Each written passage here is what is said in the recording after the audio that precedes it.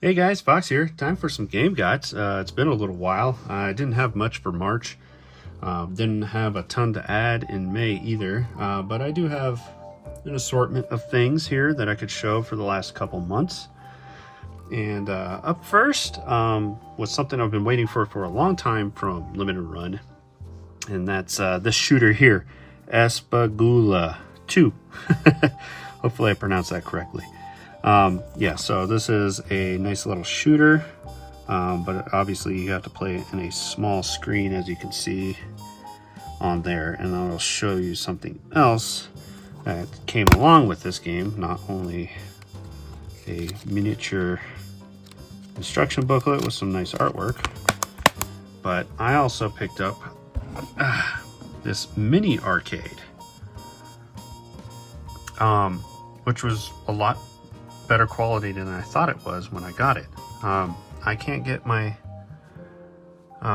game Espagula to present that large in that tape mode style screen, but I'll show you how I do have it set up and show you the little arcade machine here.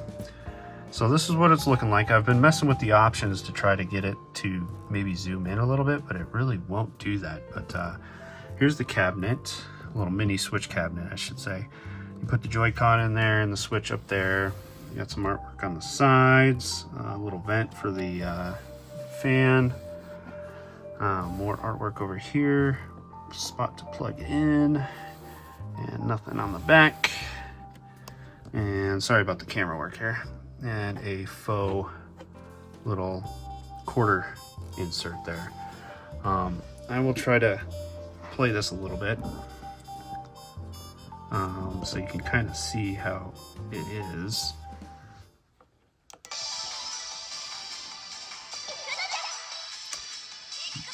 But yeah, I'm really bad at this, and this should be fun to play with little Joy-Con here.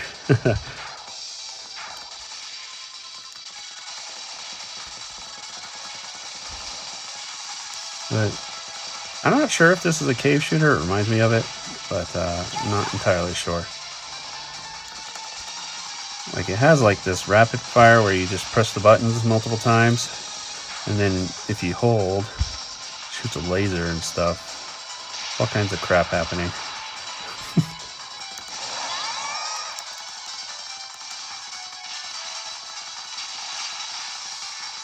I'm not terribly good at these shooters. So, yeah, thought I'd show that off to you guys. So yeah, that's kind of fun. It's fun to mess with in that kind of mode and stuff like that. Up next is, I believe I showed you guys before that I picked up a Neo Geo CD from Steve Supremo, here on YouTube. And I got it for a good deal. He gave me a really good deal, honestly. But the only thing I needed to pick up was a controller. That proved to be difficult. I couldn't find any in my local game stores. I couldn't find any at, I went to, I think, 2 swap meets. Never saw one at a convention, the Midwest Gaming either. So I resorted to eBay, and the first one I bought showed a picture of the original controller for the Neo Geo CD. So I thought that's what I was getting. It had the right connector on it. I think it's like a little 16-pin connector or something like that, 15, whatever. And not USB because, you know, they re-released those controllers via USB because of the Neo Geo Mini. So I ordered it, and they sent me a Neo Geo Mini pad. Right controller, wrong hookups. So, great. I mean, I can use this, so I messaged them, told them, you know, because it came from Japan, and I was like, I'm not going to bother with shipping this back, and they sent me 50% off coupon next purchase. I was like, oh, okay, cool. And I'm going to go ahead and keep this because I do have a Neo Geo Mini. So my second go at it, and these weren't cheap, man. I mean, that Neo Geo Mini pad wasn't terrible. It was like $30. And then I finally found one, actually in the box, which I was surprised, for the Neo Geo CD controller. Now this is the correct one. I got this one for about 70 bucks. They accepted an offer. I was really happy about that because it came with a really nice looking box here. And the controller itself is in incredible condition. I don't think it was used at all. So here it is right here. All the buttons feel great. It's not worn down at all. You can see maybe some minor scratches here. The stick is really good. Bounces back just fine. It's really good condition. There's some scuffs there, but yeah, very happy with this. Worked very well. I was able to actually play some games on the Neo Geo CD, so it was working fine. Some of you might have saw that. I put up a couple shorts of the only two Neo Geo CD games I have, which are both fighters, Samurai Showdown and King of Fighters. So I'm not terribly good at fighting games, but there's a crap ton of them on this system, so I'm hoping I can find a couple cheap shooters like maybe Aero Fighters or something like that to get for the system. Up next, let's see here, pulling out of my box of goodies here.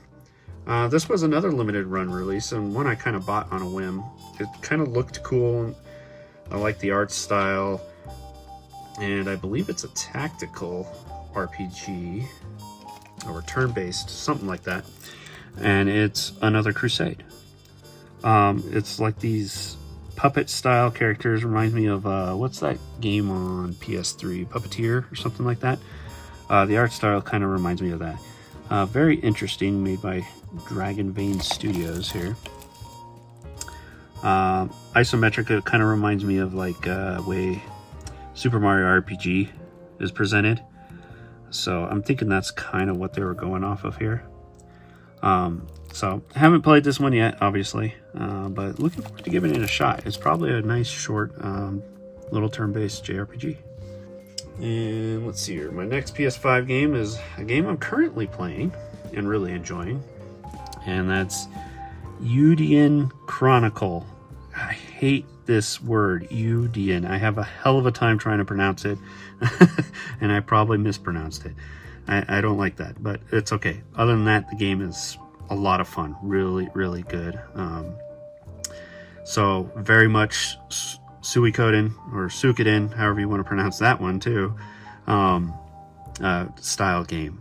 Tons of heroes to find, and they're not all for battle. They're not all for your battle party. Some are for your town to open up shops and get materials for your town and to help in the army battles and stuff like that. So it's a good time. I'm not very far in. I'm probably 5-6 hours in, and I'm pretty sure this is going to be a solid 40 to 50 hour RPG, but really loving it, having a lot of fun leveling up the characters, and there's not a bad grind at all with this one. If you get a new character that you really want to try and they're a low level, the game is really good about raising the lowest level person in your party very quickly up to the highest level person in your party. So that's pretty awesome. So yeah, really enjoying this one. Up next is a little game I didn't know was going to happen, and I believe it was Alex, Return to Mother Base, who informed me that this was getting a physical release on the Switch via their own online store, and that's Castle Crashers Remastered. I was like, wow, yes, I loved playing this game back on the 360. It was a ton of fun. I played it with my buddies all the time. And he sent me a link that Behemoth's online store was selling these, or at least selling them for pre-order. So I went ahead and pre-ordered it, and I thought this would be an absolute blast, and I might play it with my kid. He might think it's pretty fun too. So yeah, really looking forward to diving back into Castle Crashers. Up next, I got just a few items here that I picked up at a local swap meet. I did pretty good. I only bought 3 items, 2 games and 1 manual at a swap meet up in Denver, and a couple games I've been looking for, and one I forgot that I really wanted, and that is The Dark Spire for Nintendo DS, a dungeon crawler from Atlas here. but I really love the art style. It looks cool. I've heard this game is incredibly brutal, very, very hard, classic dungeon crawling RPG, and I'm all about it. I want to blow off the dust off my old DSi XL and pop this in and just play it on the original hardware. I think it'll be a lot of fun to give this one a try and probably get my ass kicked.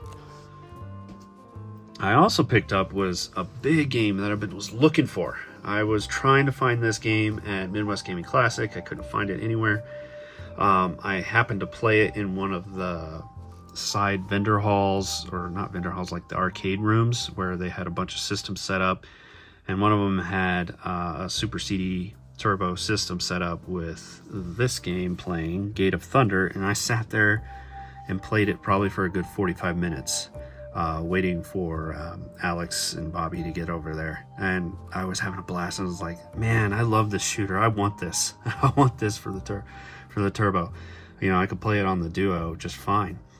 So at the local swap meet, first booth I walked up to, he had this triples game here that was released, and it includes Gate of Thunder, Bonk's Adventure, and Bonk's Revenge.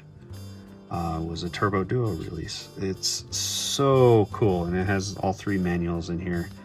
I'll try to pull them out here if I can without screwing up the artwork or anything. I'll try here. There we go. So, Gate of Thunder, Bonk's Adventure, Bonk's Revenge. So really cool. 3 games on 1 disc, and the big one that I was really excited to have, and now I can play it whenever I want, is Gate of Thunder. Super awesome. And the third item I picked up at the swap meet was slightly beat up, but not too bad. It was a manual for Super Castlevania 4. I did not have this manual, and I really do like this game. I usually pop it in every October, Halloween season, and play through a little bit of Castlevania games. Then again, I don't know if I'll pop it in on the Super Nintendo this year, because we got all those Castlevania collections from Limited Run and Konami. So I probably will be playing a lot of Switch games for those lighthearted Halloween-esque games. So, but this is awesome to add to the collection. Last thing we got was something I just surprise got in today, and I'm just noticing the box is damaged, which is great. No shipping notice whatsoever, but it did come, and I knew it was eventually coming, and that is my backer edition of Sea of Stars. Now, Limited Run handled the release of this for Sabotage for their Kickstarter backer versions, and I really like this game. Lots of fun, beautiful, great music, easy to learn battle system, fun characters and all that. And I do not even remember what's inside this thing, so I'm going to take a quick break here and get the plastic off, and then we'll look at what's inside. Alright, got the plastic off. Now we can look and see what's inside the early backer limited edition of Sea of Stars, and you can see the box damage there. It was crushed, which is odd because it was in a box, so not sure why that got crushed. That's too bad. I may or may not contact Sabotage or Limited Run about sending me crushed product. Alright, slip cover off, and looks like we got another box. Very Super Nintendo style here. Take out all the contents here. And first up, looks like we got some acrylic standees. Or just one of them at least. That's pretty cool. These are very popular to include in special editions now, and very cheap to make as well. So I would prefer a small figurine of like this pose right here would be way cooler, but you know, that's fine. We also got this one. It's probably the most exciting part of this is the original soundtrack. It includes, looks like 2 discs and quite a few tracks, so that's pretty awesome. Solstice and Eclipse discs. I like that. That's very cool. And then looks like we got a pin. Heck yes! I love me and my enamel pins, and that's a pretty good one. I like that. I like the sparkle there in that purple pink color there. That's a good pin. That will have to be added to the pin collection. And then we've got whatever's in here. Looks like I got an instruction booklet. It wasn't. It's odd that it's in here, not in here, but production problems, I assume. So we got a nice instruction booklet, and it's in color, which is excellent. Actually teaches you about the game. Some Unlimited Runs instruction booklets have kind of slacked over the years. They're just like, here's a really tiny, small art book. Now this I appreciate because you got some good art, and it actually tells you things about the game to help you learn little fishery, stuff like that. Oh, how to play that that kind of chess-like game thing they have in a note section. Excellent. And then it looks like I get a